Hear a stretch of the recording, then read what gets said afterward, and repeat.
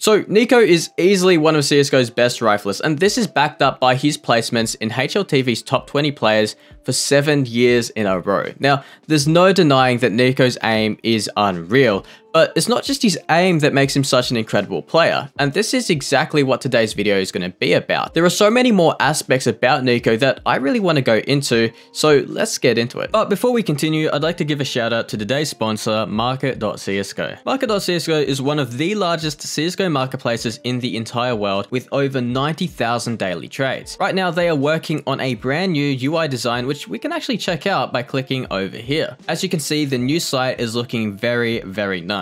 So from here, we can just log in through Steam and start checking out the skins. Let's say I wanted to grab this Desert Eagle Code Red. All I got to do is click on the item, and once we get to the item page, we can see what kind of stickers are on the skins, what the float of the item is, and also the price history for this specific item. But what if I wanted to sell my skins? Well, all I have to do is click on my profile and click on Sell Items. From here, I can easily select the items from my inventory and also select the price that I want to sell it for. Market.CSGO also make it super easy to deposit and withdraw with a bunch of different payment options available. So if you want to buy and sell skins, check out Market.CSGO using the link in the video description. Now, NiKo's aim is pretty incredible, and I don't think many people would deny that, because I mean, just look at this clip here. There are very few players in the world that could ever pull this off. However, for the vast majority of NiKo's kills, they kind of look easy. Now, obviously the kills aren't exactly easy, but NiKo does a lot of setup before he ever takes a fight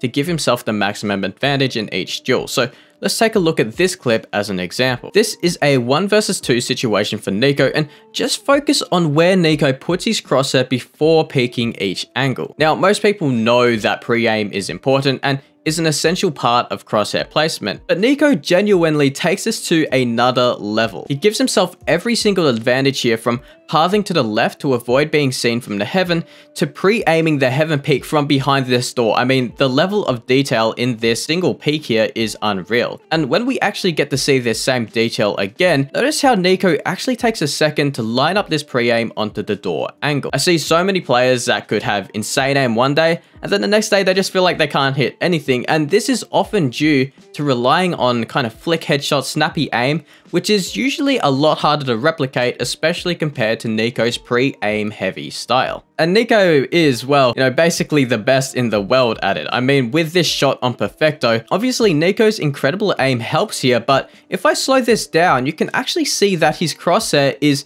legitimately just glued onto this entrance. So when Perfecto does peak, NiKo doesn't actually have to make a crazy adjustment to get this kill. It's not that difficult to actually hit this shot if you have relatively good aim. Now, crosshair placement isn't the only thing that NiKo has mastered. Something that you'll see a lot of with NiKo is that he's always able to find gaps in the opponent's defense. Here, G2 are going to execute the B site, but notice what NiKo does. With the CT smoke up, Electronic actually feels safe just spamming the smoke with his MP9, but NiKo is going to make an extremely quick decision to push through the smoke and catch Electronic reloading. And note that this was pretty much perfectly timed from NiKo, as Electronic was extremely close to rounding the corner in ruins. Now, this isn't something that's super easy to train, and when we look back at this round, it's pretty easy to kind of just say, he made a read that Electronic was going to reload here, so he pushed through, but it's really hard to kind of identify these gaps really quickly in the game itself, especially at the level of speed that NiKo does it. So here's another example. Outsiders are going to get ready to execute the B site,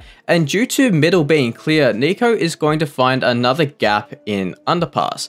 And this is something that is a lot more replicatable for mere mortals like you and I. You will find that, when most teams kind of execute the B site on Mirage, there's going to be a little brief gap in underpass that you could potentially find a player lagging behind. And this is precisely what NiKo takes advantage of. Kickert is going to get caught off guard, and notice how NiKo doesn't actually commit to fighting this. He identifies that he still has an escape route through underpass. Now, Flit is actually going to try and find the trade here, but this is where NiKo's aim is just going to really shine. He finds the instant headshot to trade this kill with just 5 bullets left, and you know, that's just NiKo in a nutshell. Something that I love about NiKo's play is that he always takes fights on his own terms. Let's take a look at this B-side hold against Na'Vi's execute. NiKo is going to be holding a super strong angle behind the second oranges, but notice how after finding this first kill, he starts to actually jiggle in and out of the angle. And this is because Na'Vi now know where NiKo is playing from. They have found out where he is playing from. It becomes much easier for Na'Vi to kind of just simply pre-aim this angle and find the trade.